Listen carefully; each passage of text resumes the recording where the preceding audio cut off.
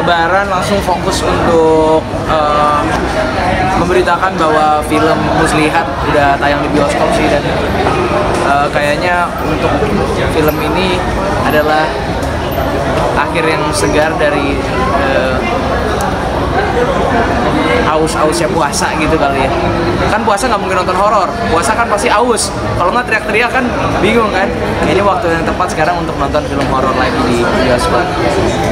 Selalu tetap memberikan yang terbaik buat penonton Indonesia perfilman. Bagaimana lo sendiri?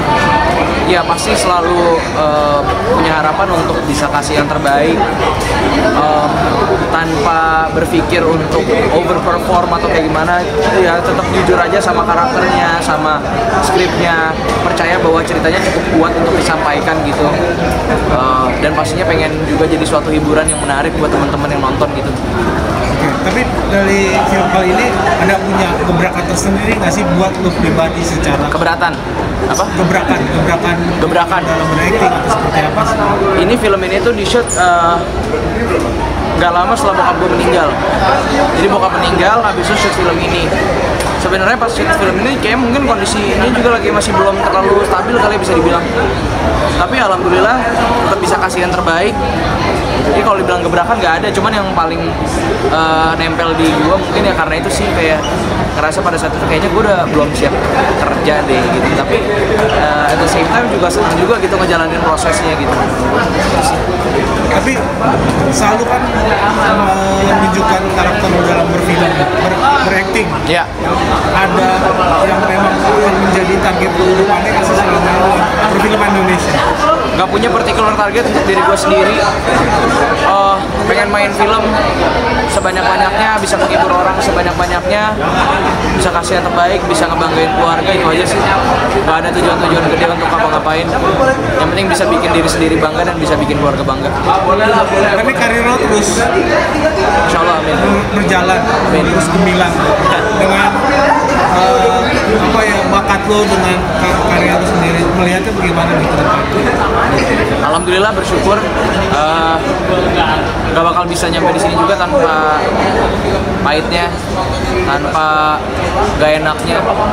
Bersyukur juga sama momen-momen bukan cuma baik tapi buruk juga, karena itu lumayan ngasah cara gue merasakan sesuatu, cara gue bereaksi akan sesuatu, cara gue berpikir gitu.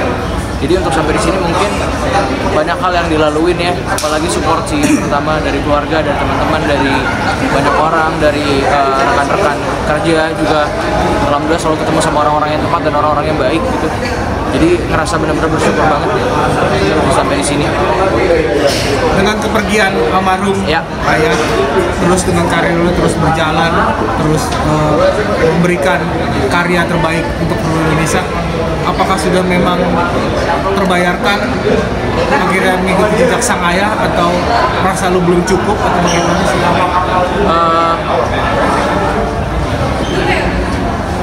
Jujur tuh gue lebih bukannya beban, tapi lumayan ngerasa kayak apa ya, kayak takut sih, karena nggak ngelihat kayak kebaikannya bokap gue sama gue atau mungkin sama orang lain itu sebuah beban, tapi ngerasanya malah jadi ketakutan terbesar bahwa gue itu ngotorin legasinya dia gitu. Jadi kayaknya mulai dari sekarang ya, atau kayak at least gue coba sadarin untuk ngambil langkah yang lebih tepat, lebih baik ke depannya gitu, mau di dalam karir ataupun di luar karir gitu.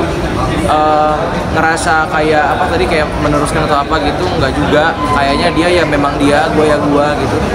Tapi rasanya juga tetap ada rasa pengen untuk ngejaga apa yang udah dia bangun dan nggak ngerusakin. Menurut gue udah cukup gitu, nggak perlu punya tujuan besar untuk kayak saya mau ini mau itu, kayaknya enggak. Karena itu udah selesai di tujuan almarhum bokap gue. Gue cuman ngejalanin hidup gue tanpa harus mengotori apa yang udah dia bangun gitu. Tapi sampai detik ini Fatih, terus berkarya, sudah terbayarkan untuk apa ya namanya, keberhasilan lo untuk keberhasilan lo menunjukkan kepada almarhum nggak sih sampai detik ini? Oh iya, selalu semua karya-karya gue pasti selalu tertuju untuk beliau. Rasanya pengen banget beliau nonton, karena dulu setiap kali gue selesai syuting gitu atau selesai premier gue selalu pengen kayak aduh gue pengen tahu nih pendapat dia kayak gimana gitu. Sekarang kan udah nggak ada lagi gitu, jadi kayak walaupun sekarang dia udah nggak ada, gue tetap kayak mungkin ngomong sama dia dalam hati kali ya, kira-kira gue bisa ngira-ngira dia bakal ngomong apa ya soal performance gue di sini atau soal filmnya gitu. Jadi tetap akan selalu ada ngarah ke sana gitu untuk main film untuk almarhum bokap gue. Sampai kapannya sendiri? Sampai kapannya? Sampai gue mati. Karena gue seneng ngelakuinnya, ngerasa kayak bisa hidup lagi dan bisa ngobrol lagi sama dia, kayak asik gitu. Berarti kamu Lewat karya-karya. ingin menunjukkan jati diri lo sampai akhir hayat lo untuk menunjukkan jati diri enggak, pengen gue ngelakuin ini seneng aja, jadi nggak ada pembuktian untuk apa-apa, ya emang seneng aja ngelakuinnya. Jadi kayaknya juga nggak terlalu ada beban gitu kalau gue ngomongnya kayak gitu. Tapi mau tahu sampai detik ini Ya, masih ada nggak sih yang membawa-bawa nama masih ada dong. almarhum? Masih ada. Dan nggak apa-apa, dan malah gue seneng kayak jadi orang masih banyak ingat, berarti kan orang masih banyak juga yang doain gitu, gue seneng banget. Tapi at the same time juga jadi kayak sentilan gitu buat gue, kayak lu harus lebih benar gitu, coba lebih hati-hati gitu. Gak usah jadi yang baik atau yang wah apa gimana, tapi at least jangan kotorin apa yang udah dia bangun, apa yang udah diajarin gitu. Itu sih. Apa ingin tetap melepas jati diri? Ya ini gue udah Enggak juga, nggak bisa. Dan sayang, susah, gak bakal bisa dilepas sampai kapanpun. Mau gimana pun ya itu udah takdir, emang gue anaknya dia meninggal, dia udah ninggalin ini semua, tinggal gue mau ngelanjutin atau enggak ya itu juga nggak bisa gue ngelepas. Gue bukan anaknya bokap gue kan, nggak bisa. Jadi ya. Tapi akhirnya ada keuntungan tersendiri nggak sih? Akhirnya menggantikan jejak sang bapak dengan membawa nama besar bapak menjadi keuntungan tersendiri. Ada apa? Gue nggak pernah ngebawa nama besar bapak gue dalam karya-karya gue, kayak itu maksudnya personal aja, dari batin gue aja gitu, ngebahas ini buat bapak. Tapi nggak pernah gue ngomong di forum mana bahwa ini film ini buat bapak saya, buat apa. Gue nggak pernah ngomong kayak gitu karena nggak relevan. Tapi yang gue rasain adalah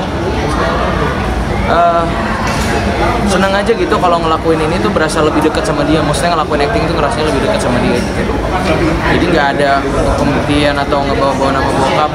Advantage-nya mungkin dari faktor eksternal, mungkin bukan dari kesadaran gue sendiri. Mungkin orang lain juga jadi lebih milih gue mungkin karena dia kenal bokap gue. Dan itu kan gue nggak bisa undo. Dan itu memang udah terjadi begitu aja gitu. Jadi kayaknya juga gue akan bodoh sekali kalau misalkan gue bilang gue bukan anaknya bokap gue nggak ada privilege, nggak mungkin gitu. Ya kenyataannya memang ada gitu. Dan ya nggak bisa ngapa-ngapain, ya bersyukur aja jadinya. Berarti dengan lu terus berkarya, berakting, ini merasa lu dekat dengan almarhum? Pastinya. Apa yang akhirnya mendekat banget dengan almarhum karena lu selalu berakting? Gua jadi berasa banget dulu latihannya sama beliau, ngobrol-ngobrolnya sama beliau, kita ngulik-ngulik film, kita nongkrong ngebahas film apa aja yang lagi happening. Selalu jadi pembahasan yang seru gitu. Jadi keinget lagi aja. Berarti menjadi challenge tersendiri buat pribadi untuk terus bisa berkarya. Karena Bukan challenge sih, jadinya kayak udah lewatin aja, nggak berasa kayak tantangan. Ya tantangan ada, cuman maksudnya kayaknya kalau ngomonginnya kayak tantangan tuh jadi hal yang berat gitu ya. Tapi gue ngeliatnya mungkin lebih ke ya udah hidup aja, jalan aja, lewatin aja, terabas aja, apa ya, sikat aja. berarti itu yang membuat lo jadi mempermudah. Yes.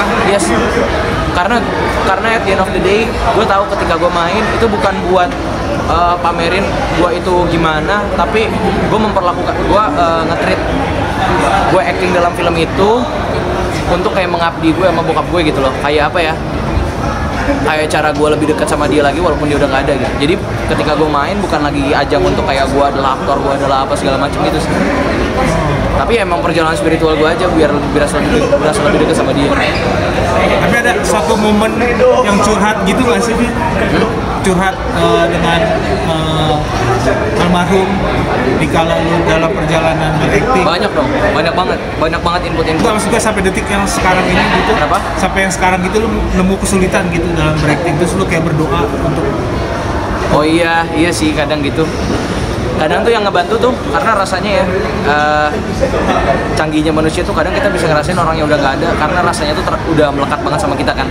Jadi kadang tuh gue bisa mikir kayak kalau bokap gue ada dia bakal ngomong apa ya gitu loh. Jadinya kayak ngomongnya dalam hati tapi kayak beneran ngerasa itu realita gitu. Gitu sih. Terakhir, Ya. pendapat dong tentang U17 masuk Piala Dunia, tanggapannya seperti apa? Aku nggak tahu isunya.